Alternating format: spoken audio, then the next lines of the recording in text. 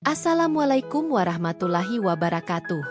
Kisah yang akan saya sampaikan ini terinspirasi dari pengalaman nyata. Namun, untuk menjaga privasi, nama tokoh, tempat, dan beberapa detail peristiwa telah kami ubah. Tujuan dari cerita ini adalah untuk mengambil hikmah dan pelajaran dari peristiwa yang terjadi, bukan untuk menyudutkan siapapun.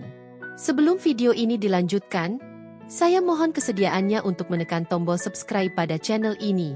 Semoga kita semua diberikan kesehatan, keberkahan rezeki, dan panjang umur oleh Tuhan Yang Maha Esa. Amin. Kisah dimulai pada tahun 1998, saat krisis moneter melanda Indonesia. Kehidupan banyak orang berubah drastis, termasuk keluarga Zaskia. Sebagai satu-satunya anak perempuan, Zaskia adalah kebanggaan ayahnya, Pak Farid. Seorang pengusaha ambisius yang ingin mempertahankan statusnya di kalangan elit bisnis Indonesia. Setiap hari, Zaskia melihat ayahnya sibuk dengan dokumen di meja makan. Tak ada lagi pembicaraan keluarga, hanya tentang peluang bisnis dan cara menyelamatkan perusahaan. Masa depan Zaskia yang dahulu ia bayangkan penuh kebahagiaan, pendidikan tinggi, dan cinta, kini terasa direnggut darinya. Suatu hari, Pak Farid berbicara dengan tegas kepada Zaskia. "Kia, ini bukan hanya tentang aku atau perusahaan. Ini tentang kita semua. Kamu harus mengerti." Air mata Zaskia mengalir. Bagaimana mungkin ayahnya tega memintanya menikahi seorang pria kaya untuk menyelamatkan bisnis keluarga? Malam itu, Pak Farid mendatangi kamar Zaskia dengan wajah serius. "Pak Reza akan datang malam ini. Kita harus menyelesaikan ini." Kalimat itu menghantam Zaskia seperti palu godam. Ia hanya bisa menangis tanpa daya. Pak Reza, pria yang akan menjadi suaminya, datang dengan keangkuhan seorang pengusaha besar. Pembicaraan malam itu dingin, penuh perhitungan, seperti transaksi bisnis biasa. Ketika ayahnya berkata, "Zaskia, katakan pada Pak Reza bahwa kamu siap." Zaskia merasa seperti dipaksa menyerahkan hidupnya. Hari pernikahan Zaskia dan Pak Reza berlangsung tertutup. Tanpa pesta mewah, hanya keluarga dekat dan rekan bisnis. Kehidupan Zaskia berubah menjadi penjara. Rumah megah dan fasilitas mewah yang ia miliki tidak membawa kebahagiaan. Setiap langkahnya diawasi.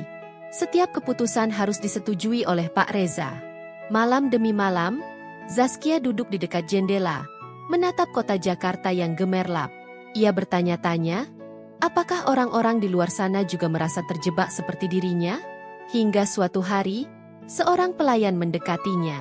"Bu, ada seseorang yang ingin bertemu," katanya.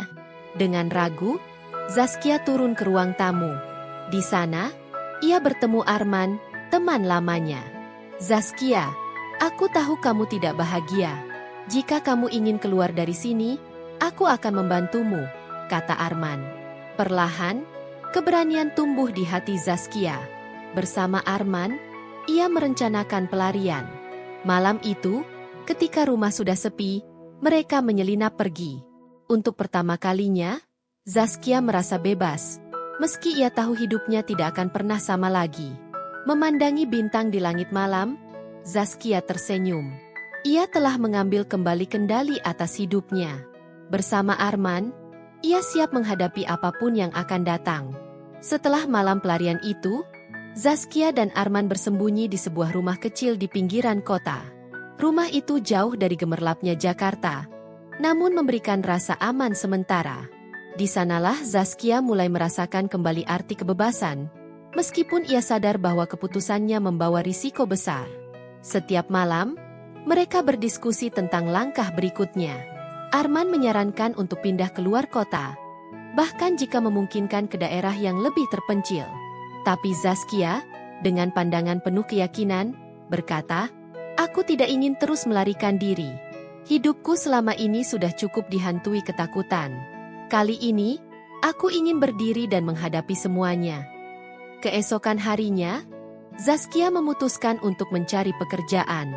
Ia ingin membangun hidupnya sendiri, tanpa bergantung pada siapapun. Namun, dengan nama besar keluarganya yang dikenal luas, setiap tempat yang ia kunjungi selalu mengaitkannya dengan Pak Farid atau Pak Reza. "Apa kamu benar putri dari Pak Farid?" Tanya seorang manajer di sebuah restoran kecil yang sedang membutuhkan pelayan. Zaskia menelan ludah, mencoba tetap tenang. Tidak, hanya kebetulan nama saya sama, jawabnya singkat. Untungnya, manajer itu tidak bertanya lebih jauh, dan Zaskia akhirnya diterima bekerja. Ia mulai menjalani hari-hari sebagai pelayan, pekerjaan yang sangat berbeda dari kehidupan lamanya. Meski melelahkan, ia merasa lebih tenang, karena kini ia tahu bahwa hidupnya berada di tangannya sendiri. Di sisi lain, Pak Reza tidak tinggal diam. Ketika menyadari Zaskia melarikan diri, ia mengerahkan semua koneksinya untuk mencarinya. Bahkan, ia meminta bantuan Pak Farid, yang merasa malu dan marah atas tindakan putrinya. Ayah tidak akan membiarkanmu menghancurkan nama keluarga ini, ancam Pak Farid melalui telepon ketika ia berhasil menghubungi Zaskia. Namun, untuk pertama kalinya, Zaskia tidak takut. Nama keluarga? Ayah bahkan tidak peduli dengan kebahagiaanku. Biarkan aku hidup dengan caraku sendiri. Pak Farid terdiam sesaat, namun tidak menyerah. Ia mengirim orang-orang untuk mencari keberadaan Zaskia. Tapi setiap kali mereka mendekat, Zaskia dan Arman selalu berhasil melarikan diri. Beberapa bulan kemudian, Zaskia mulai membangun kehidupan yang stabil. Ia dan Arman tinggal di rumah kontrakan sederhana, dengan penghasilan dari pekerjaannya sebagai pelayan. Namun, di tengah kesederhanaan itu, Zaskia merasa ada sesuatu yang tumbuh di antara dirinya dan Arman. Arman selalu ada di sisinya, mendukung dan melindunginya. Suatu malam, saat mereka duduk di depan rumah memandang langit berbintang, Arman memberanikan diri untuk berbicara. Zaskia, aku tahu ini bukan waktu yang tepat, tapi aku harus jujur. Aku mencintaimu, katanya dengan suara pelan namun tegas. Zaskia terkejut, namun tidak bisa memungkiri bahwa ia juga merasakan hal yang sama. Arman, aku juga mencintaimu, tapi hidupku masih berantakan. Aku tidak ingin melibatkanmu lebih jauh. Namun Arman tersenyum, menggenggam tangan Zaskia. Kita sudah melalui begitu banyak hal bersama. Aku tidak peduli seberapa sulitnya. Aku akan tetap di sisimu. Zaskia akhirnya memutuskan untuk tidak lagi hidup dalam bayang-bayang ketakutan. Ia mengganti namanya menjadi Siska untuk menghindari jejak masa lalu menikah dengan Arman secara sederhana di sebuah masjid kecil. Meski hidup mereka jauh dari kemewahan, Zaskia akhirnya menemukan kebahagiaan sejati. Bersama Arman, ia memulai kehidupan baru, jauh dari tuntutan dan tekanan keluarga. Zaskia kini percaya bahwa kebahagiaan tidak ditentukan oleh harta atau status, tetapi oleh keberanian untuk memilih jalannya sendiri.